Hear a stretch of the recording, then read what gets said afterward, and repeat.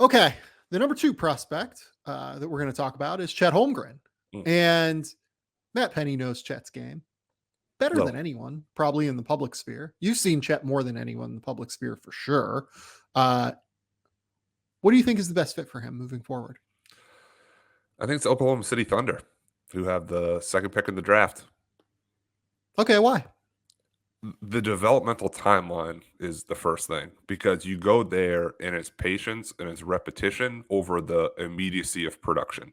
You're not being picked into that place and into that culture and being like, hey, man, you need to average 17 and 8 or this is viewed as a bust. They don't see it that way. Right. You can't really say trust the process anymore, because I think Philadelphia fans get mad or think it worked, didn't work. I don't know if we think it worked anymore. That Philadelphia is always yelling regardless. But for Oklahoma City, they can be committed to both his process and theirs. There's not like it has to be a win right now. You're probably 2 years away from that. But I like the idea offensively of him taking off the rim, pushing ahead with Shea, pushing ahead with Giddey. You have some perimeter toughness with Lou Dort. And Sam Presti is going to take risks on guys like this. I've joked to some other scouts and media people that he might just take somebody that we haven't even thought of, like Keegan Murray's going to go second, Jaden Ivey's going to second, maybe. But for Chet, that's the best place of the slow burn of let's heat it up a little bit and not throw him into the mix right away and have this expectation that he has to dominate from day one. Yeah, I think that my pick would be Oklahoma City purely because the timeline matches up, right? I think that they're going to be patient enough to let Chet develop his frame at his own pace to where it makes sense. I think they would get the best out of Chet. In terms of team needs and what an organization could use, I think Houston could really use Chet. They need a tough motherfucker who is a competitive dude who will step in and give them all sorts of real defensive upside with that core. Alperen Şengün, not a good defender in the front court, but actually kind of meshes well. I think that Chet would really unlock Şengün in a big way because of his ability to space the floor. They could play 5 out while playing 6'10" and 7 foot across the front court on offense. And then defensively, Chet would just cover up a lot of the holes that Şengün brings you. Jalen Green, obviously not some terrific defender. Kevin Porter improved defensively this year, but I think having a spacing 5 that could play lineups with Kevin Porter, it has been shown to really help him, I think, substantially in the way that he can attack the rim, because obviously they have Christian Wood already, who's a threat to be able to space the floor. So in terms of the team that could use Chet the most, I do think it's Houston. But I worry that Houston could potentially, just with Tillman Fertitta and that ownership group, try to speed up the timeline a little bit in a way that concerns me when it comes to developing Chet's frame long term. I do think Chet is just so competitive that he's going to be able to play from day one and be okay. But I don't know if he's going to be at his best. And I worry that would the desire to speed up the timeline would be a little bit concerning to me.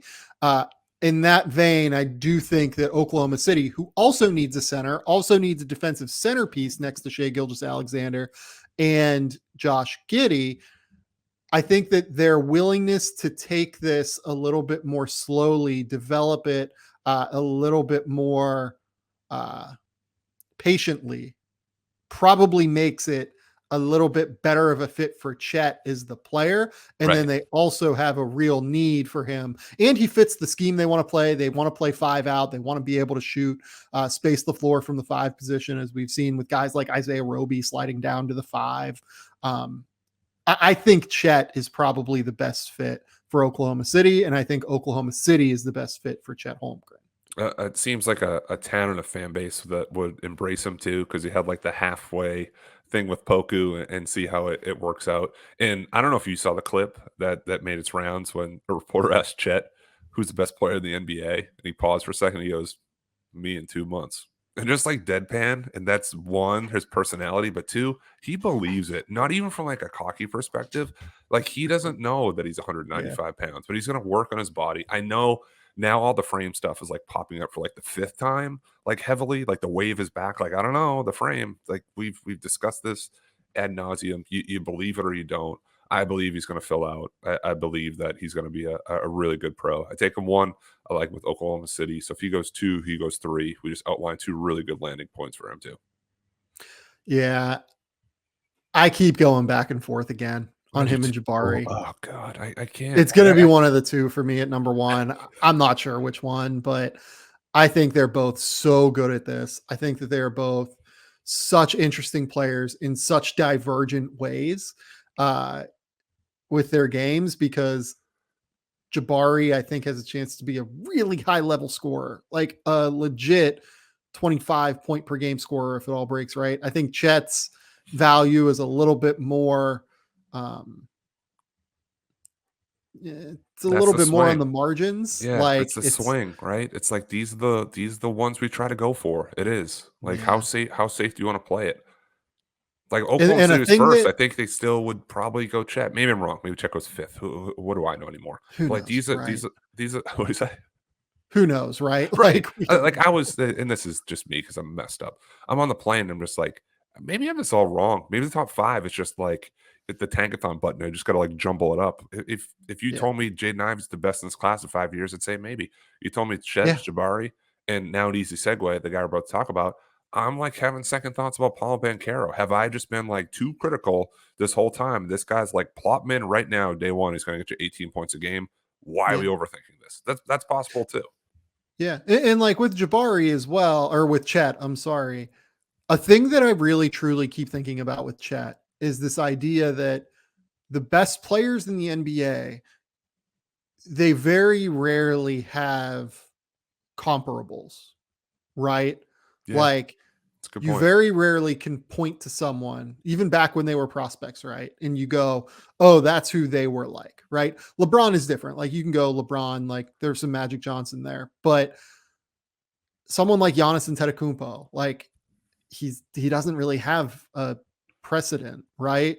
Uh, Rudy Gobert didn't really have a precedent on the defensive end, right? Just in terms of the length and everything. Uh, I'm trying to think of like some other examples off the top of my head. Like Joel Embiid, I guess sorta had Akeem Olajuwon, but like Yeah, Joel is little. just way bigger. And like has more of a perimeter game than Akeem. It's just like kind of a different game now than when Akeem played and was on the block and dream shaking guys and everything like that. Uh, a lot of the best players in the league. I mean, Nikola Jokic is probably the prime example of this, by the way. I guess you could maybe say Arvydas Sabonis, Sabonis, but yeah. like Jokic is better than Arvydas Sabonis was, having watched a good amount of Sabonis tape, as good as Arvydas was, and he's a genuine Hall of Famer. It's just hard oftentimes to point to the players that are like other players with today's NBA. And I think that front offices, they get worried about what a player can and can't be. Uh, because if you can't visualize it, because there's not a precedent for it, it's hard to be creative.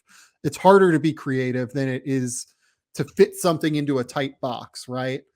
And with Chet, you can't fit him into a tight box. So No. It's I it's just, building a house with a blueprint, but you got great builders, like the best, get the best supplies, but you don't know what it is. Like yeah, you have blueprints for some of these other guys, but you can't put Chet in a box. See, people say, "Oh, he's just Porzingis." No, he's not. Like kind of the no, frame kind of looks like that, but like that's not who he is. So who is? Oh, he's Poku. No, he's not Poku. Like that's not who he would be. You could not easily, but it's easier to kind of label the Jabaris and the Paulos and Jaden Ivies a little bit. And those guys are really good prospects. I'm not saying yeah, just because they're easily labeled, they're not like at that level. But yeah, it's like keep Austin weird, keep Chet weird, keep prospects weird. That's like the good thing about it. You got to have some stones to take him though. You do, because if his body breaks down 3 years, I don't think we're gonna say, "Wow, surprised by that." Did not anticipate that. To be a lot of people yeah, on Twitter comments saying like, "We told you the body wasn't there." yeah, I think totally. I think it will.